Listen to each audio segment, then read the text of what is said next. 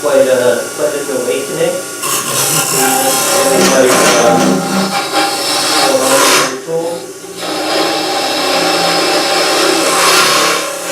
Once I have my base all done, I start in the center and I work my way out.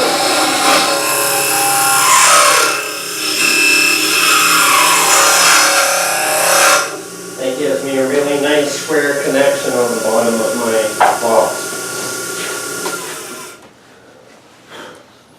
Now I have the inside all hollowed out, the dimple taken out of the bottom. Now I'm going to fit my lid. Say flip your lid or fit your lid? Did you say flip your lid or fit your lid? Fit my lid. Yeah, fit my lid to my box. So eyeballing it here, I have at least 1/8 of an inch to take off. And I would do that with my scraper again.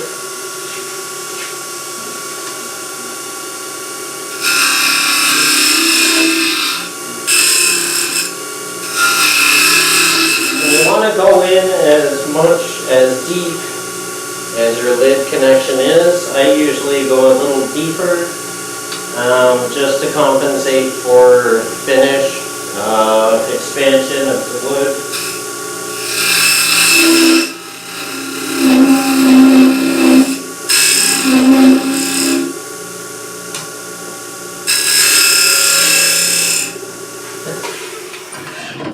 Shut down, check, make sure it fits.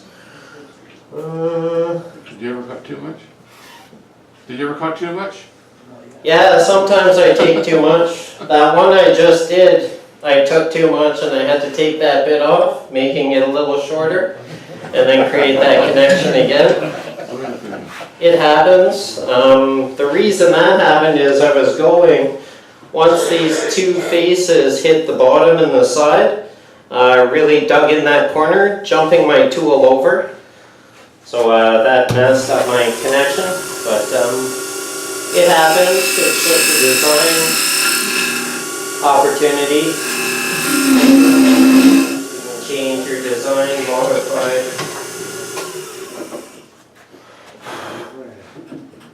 There. It's not too tight, not too loose.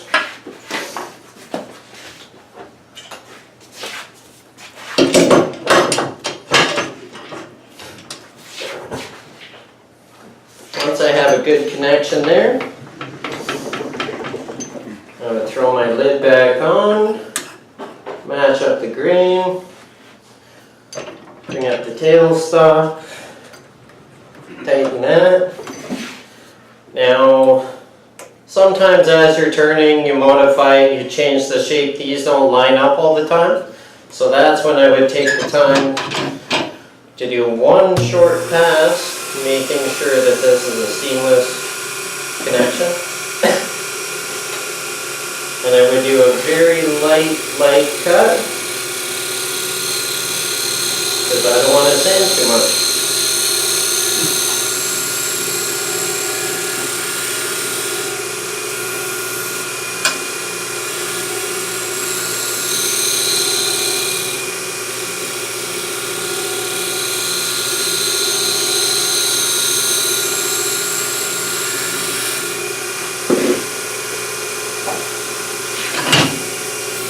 Light sand, you don't have to.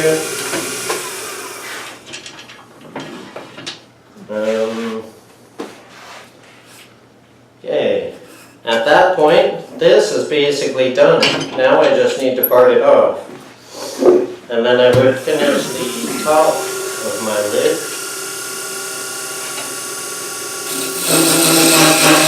Keep in mind how deep you went. You don't want to part off too much, creating a funnel.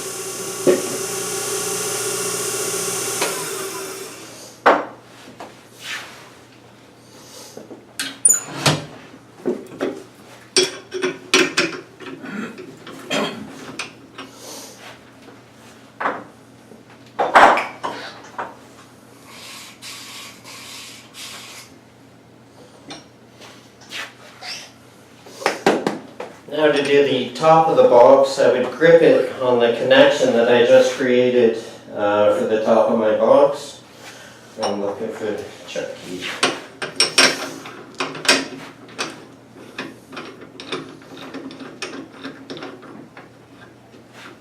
How much time do I have? 2 minutes. Yeah, a few more minutes. Okay. Whatever you need. Tight not any less than normal right now? Okay, is that any less tight than you would do normally? Because you're on a very thin lip there, or it doesn't matter? Yeah, slightly less tight than what you would really bite down on your tendon. Right. You don't want to mark that and mar it too much that it's overly noticeable for when you take it off. If there's slight little serrations, big deal. You're probably the only one that will notice them. Unless it's in a competition of some sort.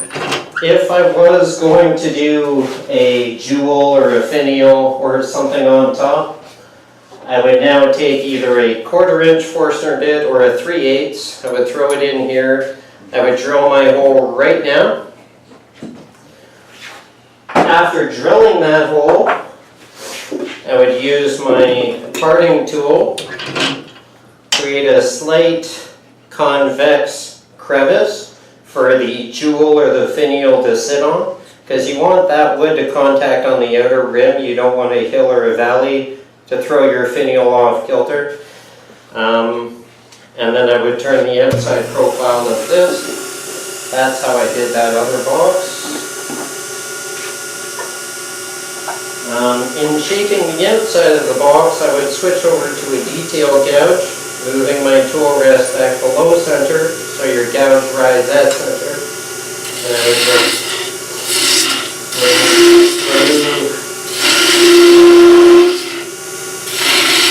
and shape the lid how I see fit. For the most part, I'm just going to shape it to the and pass around for a quick demo shape. When you guys do yours, you can modify it, shape it, do beads, you can use a burn wire to create color contrast.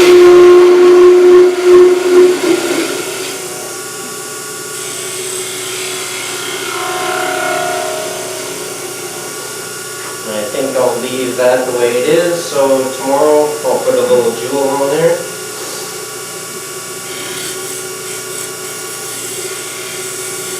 Take off the harsh corner. Since everything else is a nice slight curve, or you don't want it. If you have sharp corners, I find more sharp corners accent sharp corners. But if your whole box is nice curves and flows, you don't want a random sharp edge in the middle of your box.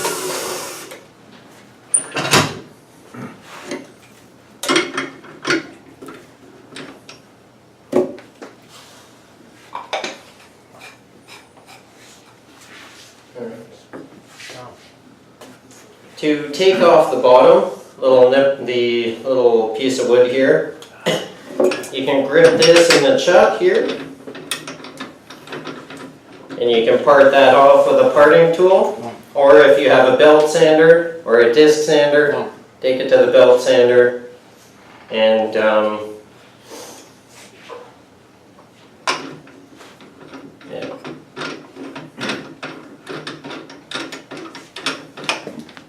I would grip that in there like that.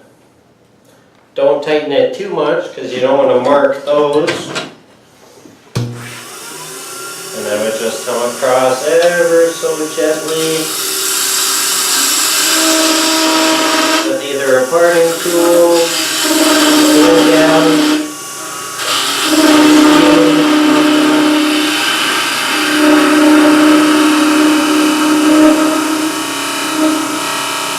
Make it slightly concave so you don't have a rocky base. You want it to sit flat.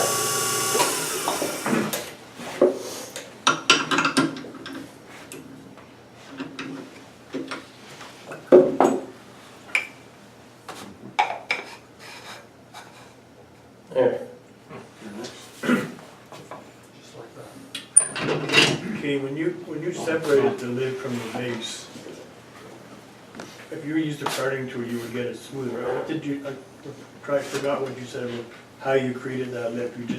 You designed that lip as you're parting it? You designed this Yeah. lip as you're parting it? That is actually, that was when I started. That is the lip that was defined just before I parted through it.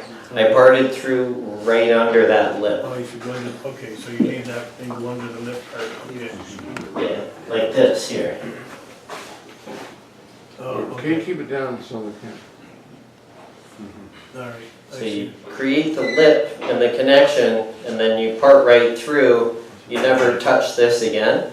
You just create your inner connection to meet this. Swim with your parting tool, make that lip, and then don't touch it anymore. Yes. Okay. You don't even really want to sand it too much, because then you get the best connection tool to tool contact, rather than sanding away too much wood and then it'll be loose.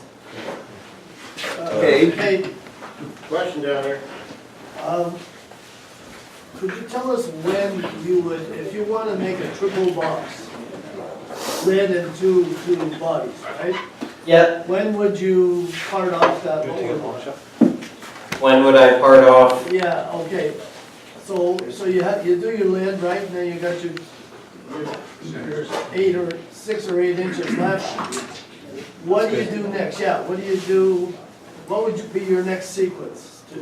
Through here? Steps, yeah. I would part in That's your lid, right? to create this connection here. Yeah, okay. And then I would part through, have this as my lid. This would be my body. I would then do the exact same here as if I was making this a lid and this the body. So you're making the tenon also, aren't you? And that lip will actually also act as your tenon. Yeah, okay. And then when you take this lid and you create the connection for your first box, Yeah, you have this on the other end for your next box.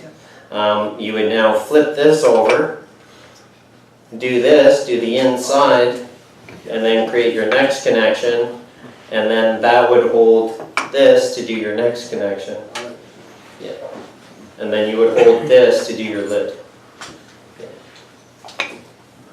Okay, when you were doing the box, before you did the lid, and you used the gouge to smooth it out, to get the valleys and the hills out of it. Now, could you have done that same job with a skew? You could have, yeah. Yeah, you And would is it have. just 6 of one and half a dozen of the other? Yep. Is it- Yeah, you That's can just use the your skew. preference. You would have to use 2 different tools then. You would rough it out, then you switch to your skew, you raise your tool rest, now you use the skew. This way I just use a parting tool, rough it, slow down a little bit, rough it out, finesse. That's it, 1 tool. Now, if you use the skew instead of the gouge, would that save you with regards to sanding? No. It might save you a little bit if you get a really nice, but I mean, did you remember how slow I went on my final pass? I did a very, very light cut and I moved the tool very slow. When I sanded this, I just put the sandpaper to the wood, took it off, not even like 10 seconds. And you don't really even need to sand that. No, that's We can pass that around if you like. But yeah, you can use the skew, but then you have to change your tool rest, multiple positions to use more than one tool. Okay. This way So it's you more can- efficient with the gouge, overall. I find it's quicker.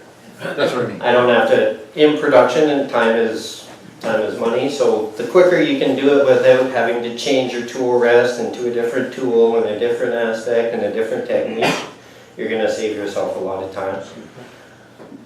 And then just slow right down. You can even skew the parting tool, slightly skew it, and as you come across slowly, that is giving you a skewed cut as well. But a fine light cut, you'll barely have to sand. Excellent. Actually, good.